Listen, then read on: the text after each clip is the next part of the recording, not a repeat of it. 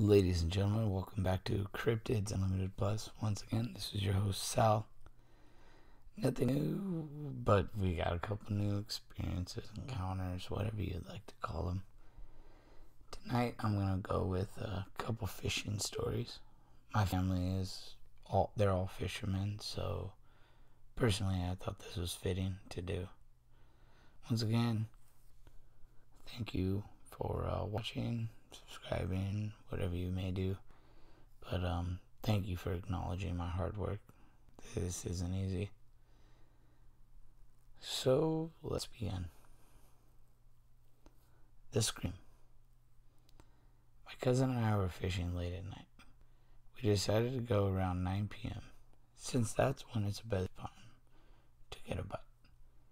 We got to our spot and there was nothing but the two of us. The lake with your normal chirp chirp or some other random animal sounds, which we were used to.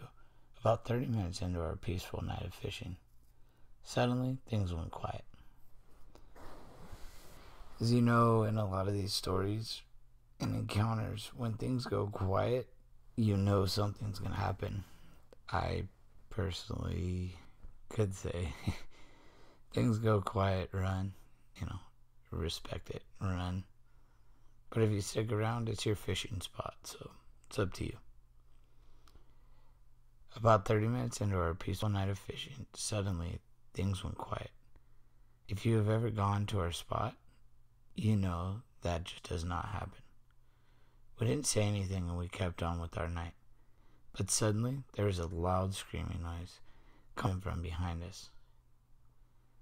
I turned to look at my cousin, but this time, his face was pale. We asked out loud at the same time, "Did you hear that?" "Yes, I did. What was it?" "I don't know. I've never heard that before." As much as we both tried to ignore it, we kept alert, but then it passed, and after about an hour or so, we had forgotten about the incident. We didn't catch much, so we decided to pack up and call it a night. When we were headed back to our truck, we started hearing rustling leaves behind us. We turned around, obviously thinking it was an animal, but nothing was there. We kept on, and right as we were about to hop in our truck, a woman appeared in front of us, a few feet away. She looked dirty and a little beat up, with some blood stains on what seemed to be a nightgown of some sort. We shouted, "Are you okay? Do you need help?" She continues to stare at us. Then the shrieking scream we had heard before came out of her mouth. My cousin and I were petrified, got into the car, and drove off. Haven't gone to our spot ever since. We've never told anyone what happened, but I can still hear that scream from time to time. So, not sure where this happened, but it was a very intricate sighting or encounter, or whatever you may call it, experience. Once again, drugs involved or not too sure, but it's one of those things, you're out there, you're fishing, you're minding your own business, and you hear this crazy scream, and just happened to be a lady that was sitting right next to your truck when you went to leave. Awesome story in my eyes, and very intriguing, but let's go on to the next. The Medium. My two buddies from the war and I go out about twice a year on a weekend long fishing trip. We catch up on our lives, rent a cabin, the usual. But this year happened to be that one of my buddies was sick, so when I told my other friend about it, he told me that his cousin was in town and that he could fill in. So we took off to our spot. Once we got there, it was late in the afternoon, but we had enough time to set up our gear and head down to the boondocks. Among some of the things we take with us, there's a weather emergency radio in case of an emergency. We set it up on an any FM frequency and chill out till we catch something. Between us talking and getting to know more about my friend's cousin, the radio started to make a crackling sound, which it has never done before. That's something to me that's very interesting. It's never done before. When we go further into the story, I feel like we'll see how this has very large, very, very huge significance of what his cousin has to add to it. Alright, let's continue. Then the radio mysteriously switched from FM to AM, which I thought was weird since it has a little button on the side that you need to press in order to change it. We called it a night, but my friend's cousin looked distracted. He kept looking at the lake and smiling, and there was also a hint of fear in his eyes. When we got to the cabin, we headed towards the kitchen because we heard a loud noise. All the dishes had been thrown to the floor, and my radio was still making the same strange noise. My buddy's cousin comes up to me and tells me, "Don't worry, it's the spirit of a man who lives here. He just doesn't like you guys coming here." I looked at him, puzzled, and my friend later explained to me that he's a medium. I'm not much of a believer, but now things have changed. So as I said, that story is quite intricate because he brought his cousin that had never been there, and then stuff finally started happening. So, it kind of goes to show when you are in contact with the paranormal, with the spirits, with whatever it may be, you do happen to have a better chance of getting you're having these events happen to you. I really like this story. It's very intricate, being that they're all soldiers, so they're very hard, and once they bring a civilian into play, a lot of things change, and stuff starts getting thrown around in the cabin that they always go to, and they just happen to change their whole trip up by bringing one new person in. They've been doing this for many years, so it's very intricate to me when you bring one individual in and all of a sudden everything changes. Alright, on to the next. So, number 3 of 5. We'll call this one The Wreckers. Back in the colonial days, there were people called wreckers. They would stand on beaches with lanterns and trick ships into running aground, and then loot the ship and kill everyone who survived on the beach. They'd then drag their bodies back to the water to make it look like a normal shipwreck. Very interesting. That's something I've never heard, being around boats, fishing, all of the above my whole life. I've never heard of this. Well, one night on East Beach in Rhode Island, I was fishing with my father, and as we got down to the beach, we saw some odd drag marks in the sand. After about a half hour of casting, we made our way back to the truck, and as we hit the parking lot, our German Shepherd started acting really weird. We were loading up the truck with our gear when we saw a light coming out of the dunes. As we got a good look, we saw it was an old 17th to 18th century lantern. We then saw 2 more lights, and 4 people walked out wearing colonial clothes. At that point, we just threw everything in the truck, picked up our now growling dog, and blasted out of there. As we pulled out, our lights went right over the people, and we saw they were wearing ratty colonial style clothes. It really freaked us out. There's nothing more to the story. It's a very short one, but once again, I call them stories. I shouldn't call them stories. I should call them encounters. But just like what your grandfather told you, just like what your uncles, your dad, everyone else told you, it's a story. Till you've seen it yourself, it's not a full experience.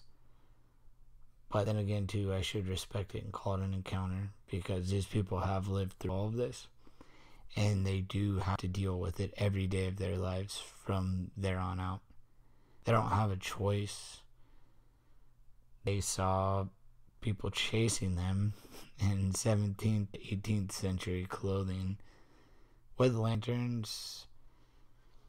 That, to me, I mean, what else? What else do you want? That's just a very, very interesting encounter to me. Like I said, that's what I should call them. On to the next. The German Soldier. Only once when I was fishing did I have a ghostly experience. That was when I was fishing at a lake in France. I'd been there for a couple of days, and my time was really nice and peaceful. There's an old chateau nearby riddled with bullet holes from the Second World War. Anyway, this lake is on a French army training area, so it was pretty secluded. During the late afternoons, I had the feeling of being watched from the woods at the far end of the lake. Each day, at the same time, the feeling would return, usually around dusk, and from different areas, as if whatever it was getting closer. Once again, this could relate very, very closely to any type of war, any type of situation that happened there, because dusk was a very extremely tense time in war. You never knew what was going to happen. You didn't know what was going to go on. So, the spirits may still be out there just waiting for that moment. Let's continue. I remember waking on the last night of my trip. Outside the bivvy, it was very foggy, and I could hardly see the dim glow of my bite alarms. Never heard that. Wow. Okay, so it was, looking at bite alarms. I decided to make a brew. As I flicked on the lighter, the spark silhouetted the face of a helmeted German soldier peering into my bivvy from the darkness outside. Now that would be above and beyond. You have a ghost, let alone you could see its silhouette with the helmet on, and you could personally say that it was of German, descent, I guess, what you would call that, but German, a German soldier, very intricate, unbelievable, all of the above. I totally feel for this guy. This seems like something that was very heavy. Would never want to run into a ghost, let alone a soldier, ghost. So, feel for this guy. The next morning I packed up and went home, but not before speaking to an old French estate warden who told me that the chateau had seen some fierce fighting when the Americans liberated the area of France. The Germans had fled into the woods, only to be ambushed by a patrol in reserve. They were all killed and buried around the lake. I don't think I'll fish there again. I wouldn't fish there again either if I saw that. Obviously that's a very telling sign of French, liberation, with German forces all being killed by U.S. troops. So honestly, you could straight up say that it was a German troop, and I could see how you could say that because they're very different in the helmets, and especially in their helmets, I should say, and in their garments that they wore. All the armies were completely separated by their uniforms, simply because that was a big part of who they were fighting for. And especially the Germans had a very, very strict situation when it came to uniforms and all that goodness. Or badness, I should say. Not goodness. Nothing was good about any of that war. That war was horrible. So, now on to my last story. I'm going to continue after this, but this is the last story of my 5 that I have. Perfume. My buddy and I were fishing at a certain fort in Jamestown. One night, soaking bait. At one point, my buddy decided to walk to the boat dock about 50 yards away. The whole walk there, he said he sensed something behind him and heard footsteps. He thought I was walking with him, but when he turned around, he was alone.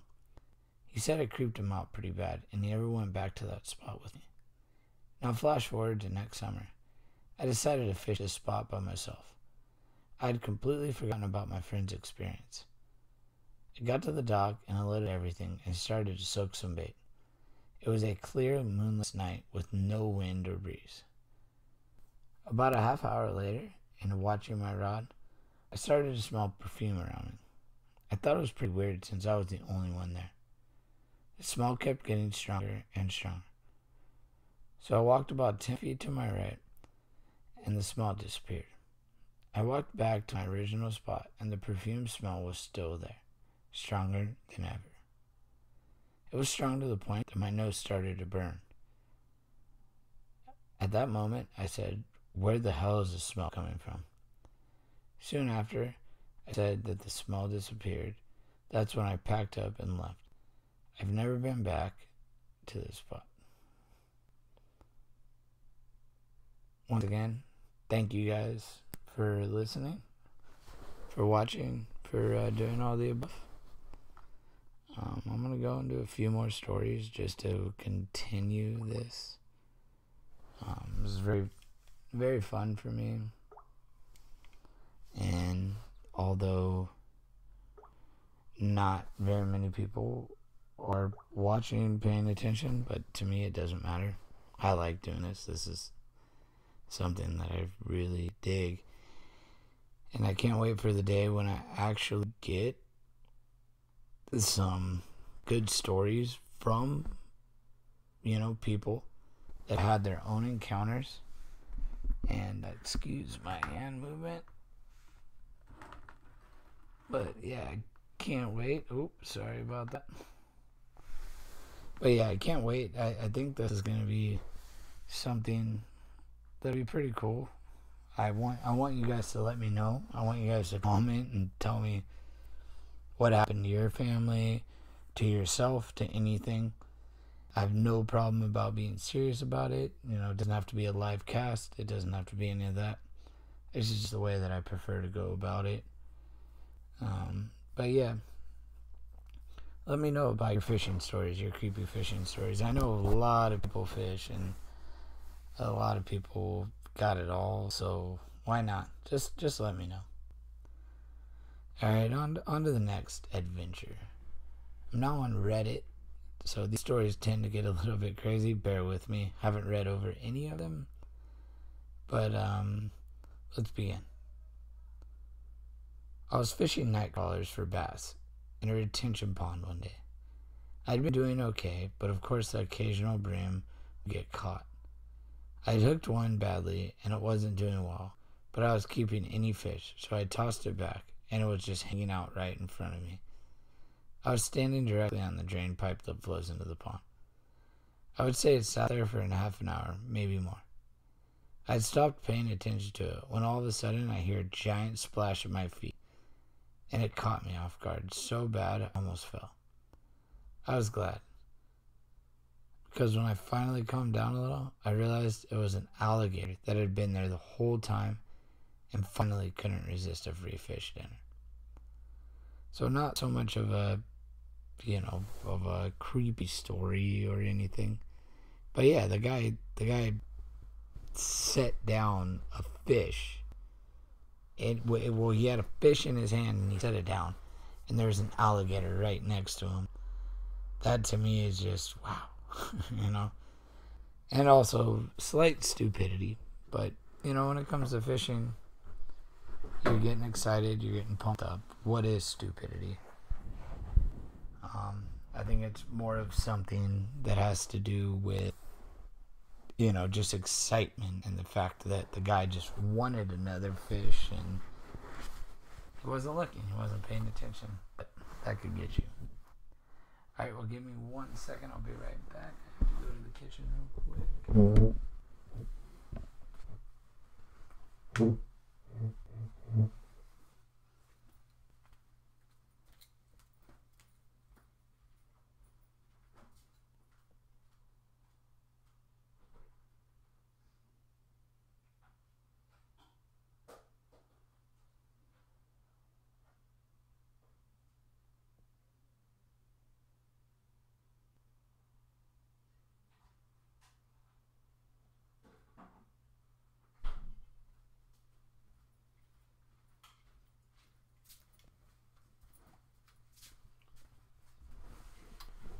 Guys, welcome back. You can see my shirt, that was me a couple years back. Let me adjust the camera slightly.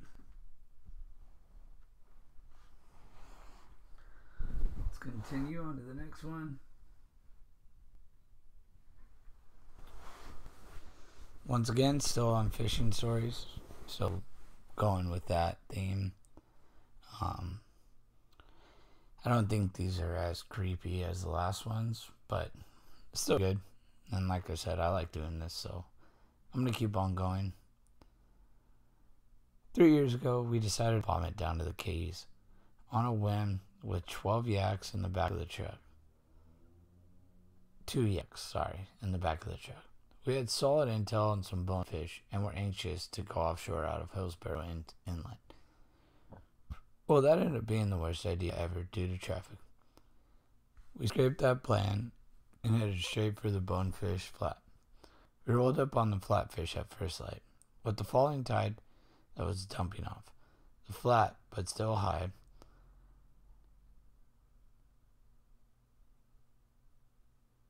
as I'm slow paddling over some deep potholes, I was overcome with an eerie feeling. Sorry for that pause, guys. So getting this down, but thank you for listening once again. I looked behind and below me, and there was the biggest freaking bull shark I had ever seen, just undulating along under my kayak. It was the size of a fridge, over 10 feet. It was an absolute giant, and it was gliding along silently under my kayak in 8 feet of water. I pulled my paddle and coasted to a stop. It glided out under the nose and did a full circle and made another pass under my kayak before gliding off back to the deep channel. I radioed my bro and warned him of the monster that was around. We ended up slaying bonefish that day. We did so well, we came back again the next day. I hung close to shore that day because of the marauding beast of a shark. My bro tailed a school of jacks just to try to catch one. Next thing I hear is him yelling, "Oh my God!" That same shark had snuck up on him and did the same behavior. Both of us have fished countless hours in yaks. That stands out as the creepiest shark encounter we've both had. We've had others. That's what I thought you were going to say. Oh my God. But never did we feel like we were being stalked by an apex predator like that one. So this story gets me because you've had other shark encounters. You got all that going, and you still continuously fish in kayaks. That's why a lot of people, being from San Diego, I have a lot of friends that fish off the coast, and a lot of them have gone out in kayaks when we were younger. And not saying that we're old, but when we were younger, a lot of people, you've got your surfboard, and we've done, paddleboard fishing, longboard fishing, kayak fishing, but you just never really know what is around you. And by you going back the next day to the spot that you witnessed a shark, especially a bull shark, it's a shark that just has a crazy history of not giving a you-know-what about human beings and biting whatever it can. That's something maybe you should just chill out on. I don't really get why people would continuously go back to the same spot. But yeah, you are definitely becoming a shark's dinner by doing that. You're becoming not that anyone's an idiot, but you're becoming an idiot. You need to chill out. At that point, you just saw a bull shark. They don't really care. They don't mind. They'll pretty much attack anything that they see, no matter what. They don't care. They just don't care. Not to mention their jaws, their biting power.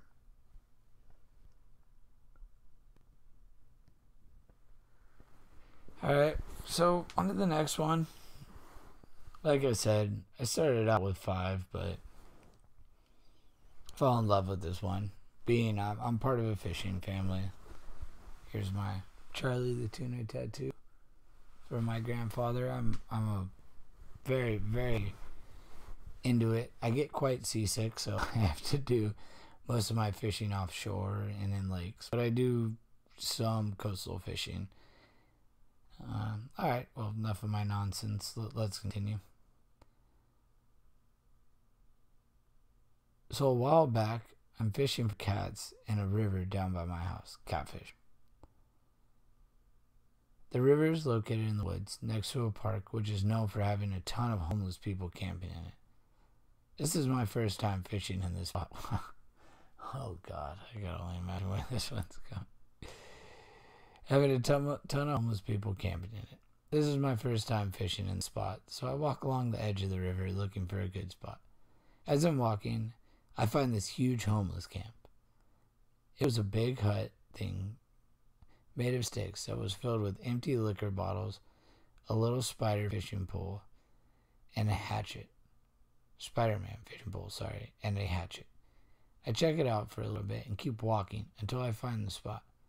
Fishing was slow, so I just propped my pole up on a tree and started looking around. As I'm looking, I catch something out of the corner of my eye.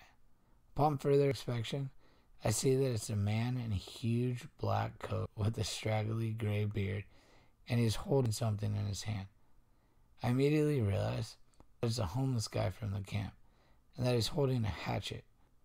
I scramble over to my tackle box and look for a weapon, but all I have with me is a little toolkit.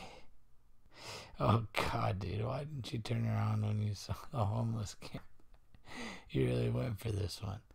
With the 3-inch blade, the guy is still walking towards me really slowly as I stand there in terror with the death grip on my little knife. I realize that fighting the guy is an awful idea, so I just grab all my stuff, shove it in my tackle box, and haul ass out of the woods. As I'm leaving, I hear the guy scream something I couldn't understand, but there is no way I was going to look back to see. After that little experience, I don't fish there anymore. Yeah, I wouldn't. Oh man, anywhere you go, hunting, fishing, camping, hiking, you see a homeless camp, just go the other way. Those guys got nothing to lose. I mean, like I said, born and raised, Ocean Beach, Point Loma. We have more homeless people than God knows what. Just run the other way. What the F are you doing? Like, what are you doing trying to actually be around these people? They've got nothing to lose. Absolutely nothing to lose. You have everything. That's why you're hiking in the middle of nowhere to try to find a fish that you can't even eat. And after you see the homeless camp, do you really want to eat anything that is striving around that area? Like anything that lives around that area, do you really want to eat it? And or step on a needle or a used crack pipe or a dead body even? I hate to go that far, but come on, man. You gotta just fucking figure your stuff out. Excuse my language. You gotta just figure yourself out. You gotta figure it out. You can't just be like that.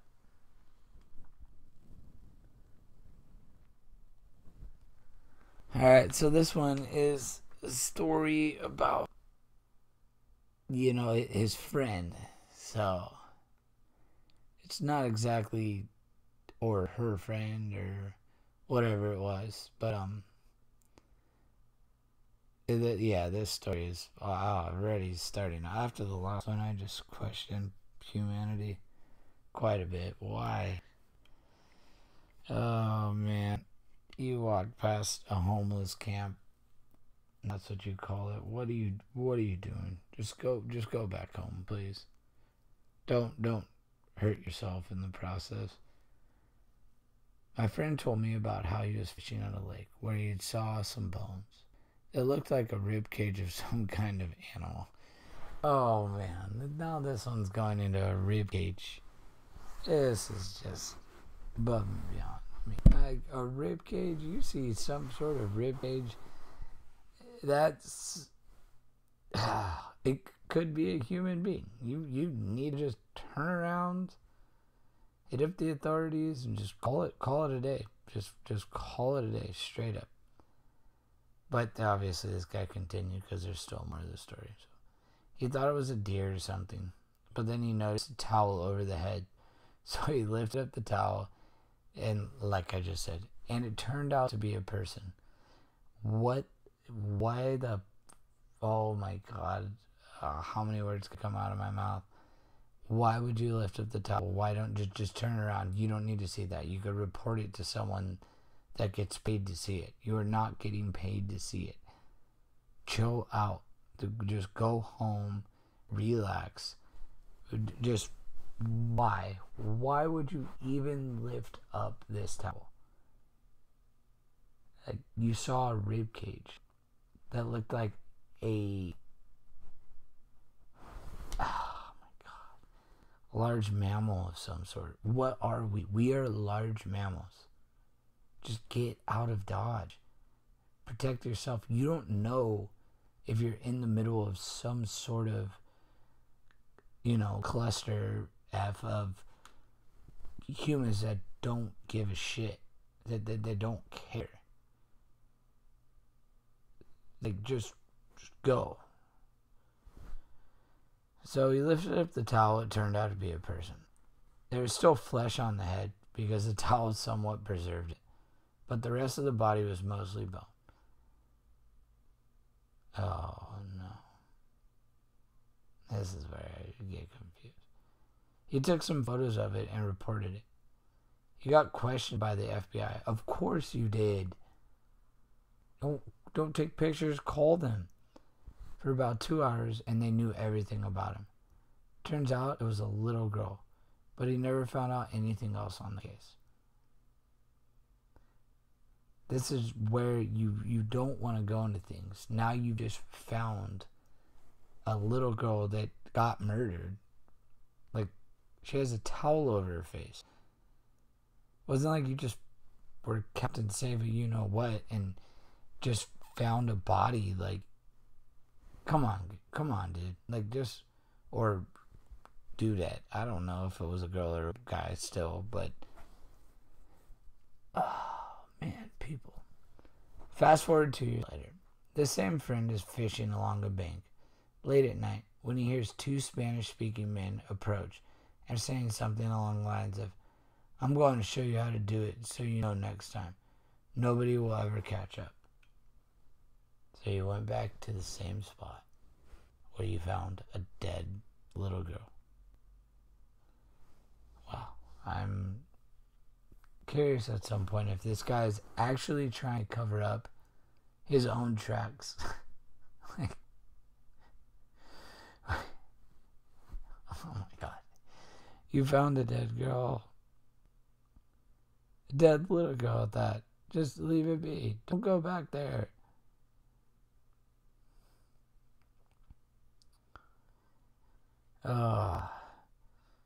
Followed by a loud splash in water. Since it was very dark, they did not even know he was there. He was super still and quiet to not alert them. When they had left, he reported he presumed there was dumping of a body. My friend speaks 4 languages, including Spanish.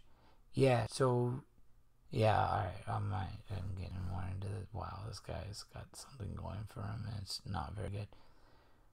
So that is how he was able to understand him.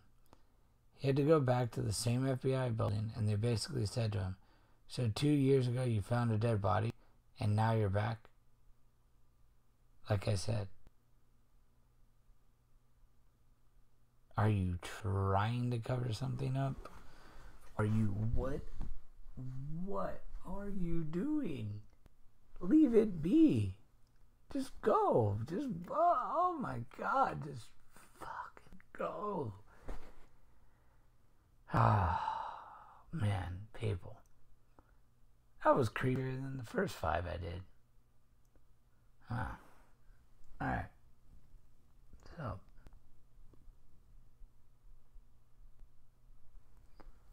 got a couple short ones here now.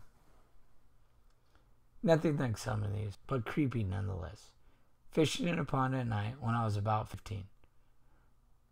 Boat out in the middle and just a peaceful night. I heard an owl hoot in the distance. So being a country boy, I answered.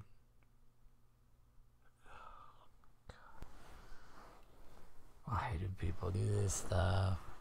Just don't, just protect yourself. You're out in the sticks, just, oh man. Assuming he had a pocket knife as well to protect himself, but that's all good. You know, he saved the world. He'll do it with his Swiss Army knife. This started an own hooting contest. Turns out there were 8 or 10 birds all around the edge of the pond. I am surrounded by owls. They are raising hell. It's dark and I am alone. Wow, that didn't turn out to be what I thought it was. That's just you trying to kill some birds, man. Chill out. Got me all excited. Thought you were gonna be another dumbass. Oh wow. Alright. So next one comes dude's dad, commercial fisherman out of Alaska. Not his stories, but you know, as usual, he's gonna tell them. These are my dad's stories, not mine. But he used to commercial fish in Alaska. One time he was caught in a storm so bad that it blew out every window of his boat. And another time, while in the middle of the night, he had to listen to another boat go down over their radio and hear the crew members tell the members of my dad's boat to tell their wives and family that they loved them. Also, he knows some guys who've got 2 dead bodies in the district. Yeah, that one gets to me. Like I said, I'm part of a fishing family, and I don't agree with sharing that, with sharing deaths over the sea. I've lost 3 different family members to the ocean, and I don't agree with that. You know, I've had a couple helicopter accidents, no bodies found. I don't believe sharing that is cool. But then again, I guess for other people that aren't in the fishing world, they don't see it. But I lived with my dad being gone out in the middle of the ocean for about 20 years of my life. So that just whatever. I don't know. I don't like that story. That one wasn't cool. That wasn't just a fishing story. That's disrespecting people who have passed away at sea in my eyes. I as well have an uncle who is a double shipwreck, so he has been on 2 ships that has sunk. He has lived a total of 3 weeks in the middle of the ocean on a flotation device. My dad's had a man die in his arms from it. My father almost died, so I don't know. I don't like that one. Sorry to get a little bit upset and aggressive about this, but you're starting to see my personality, and I don't like that at all. That's not cool in any way, shape, or form. That is not cool, man. You need to remove that. That's not cool.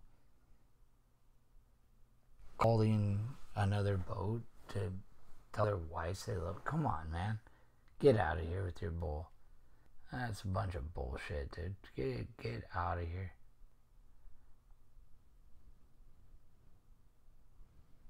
So let's see. Hopefully this one gets a little bit better. Man, wow, that last one really irked me. Don't like that. So, 40 years of fishing. First memory of fishing, probably around 4 years old. Dangling pieces of shrimp off a cane pole in Florida, catching little fish. Decided to be a smartass and put a whole shrimp on. Monster fish grabbed it and pulled until the line broke. Freaked me out and got me hooked. Small mountain trout stream in Wyoming. About 11 years old at this time. Favorite fishing hole. Yeah, this one does make me happy. I'm stoked on it. Was a dammed up spot. Tossing little spinners, etc. When the head of something about 8 inches in diameter briefly showed itself chasing my lure. Freaked me out for a while. Figured it must have been a pike, which I had heard could be in the lair. Once previously, a little red white bobber got smashed when I wasn't looking. Probably pike. My My first fishing boat was an old 16-foot bass tracker in poor condition. Had it for about a year and figured I knew it well enough. Decided to hit Galveston Bay with my buddy, who was terrified of being trapped in the ocean in a boat that wouldn't start. He was a big Vietnamese guy. I like that detail, but some people say it's racist to include that. Fuck them.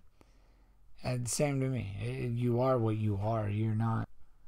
I'm a little Portuguese Italian guy. Who the fuck cares, right? Sure enough, we get to the other side of the bay, and the biggest damn black wall of nastiness you've ever seen is coming our way. Go to start the engine, and nothing. Over and over. Wow, that's scary. Fuck the Vietnamese part. Now you can't start your boat. You're fucked, man. Sorry. Finally, get it started just as that wall hits us. The trip back across the bay was epic, fighting up swells and then totally diving down the other side. Scariest adventure yet. See, that's a true adventure. Not talking about how your dad bragging about like such a short story. You're not even explaining like who was on these boats. And you're saying all these people were saying, tell my wife I love them, tell this, tell that. Like, what the hell, man? Come on. Dude, you don't just at least give a story. And, you know, maybe add that slightly, but you're just trying to get likes on Reddit from people that died at sea, which, like I said, is very, very close to my heart. Working a job site on the Texas coast, I'd been there for a few months, and I'd been fishing the Barrow Pit for bass regularly. Out there one evening, up to my nets in the water, throwing a big topwater when something started following it back. Looked like a dog's head or something. Not too big. I'm thinking nutria or something. Nutria is a huge opossum type rat type creature. It was a 4-foot gator that got within, wow. Alright, let me start this over. That shocking. It was a 4-foot gator that got within about 10 feet of me before realizing what I was at the same time.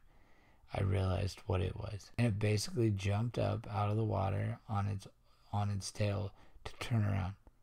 That's the most freaked out I've ever been. Alright guys, well, it's been a long night. Once again, thank you. I think that last story was awesome. 4-foot gator going after you. That's pretty cool. And just to give a shout out to the douchebag that posted the last one. Berbaw06, BERBAW06. It's not cool, dude. It's not cool. I almost wasn't born due to a fishing accident, and you could shut up. Like, literally, you could shut up. If you want to explain the stories and respect to these men's lives that were lost, like men were lost, dude, then that's cool. But don't sit there and post this garbage of 3 sentences on Reddit to get likes. Like, you are garbage. You are straight garbage. Like, you have no respect. You have no respect for what your father did. Your father could have been one of those people. Like, I met the man who saved my father's life. Ex-Vietnam pilot. Flew my father into an island, and thank God they had a helicopter on their boat to search for fish. That's how I'm alive.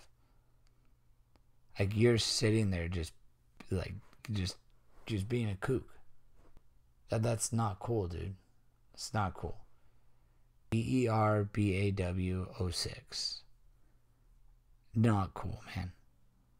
Don't like it at all. But once again, thank you guys for listening. I really appreciate it. Sorry for getting all hyped up.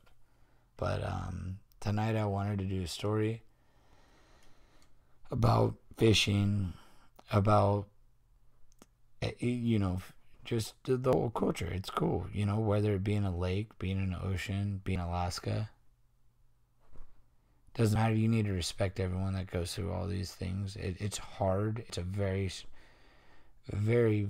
extremely hard occupation, let alone a hard sport. A lot of patience involved and a lot of love as well, you know. So everyone just, like, subscribe, do whatever you want to do, hate, talk shit. I don't mind. But, any type of feedback is good feedback, and you know, it takes a lot to do these videos, so I appreciate everything. And once again, oh, sorry about that.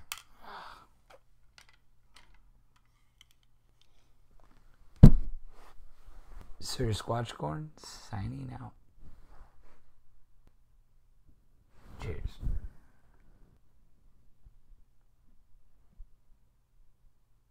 If I could turn it off, that would be good, but we'll see. Got it.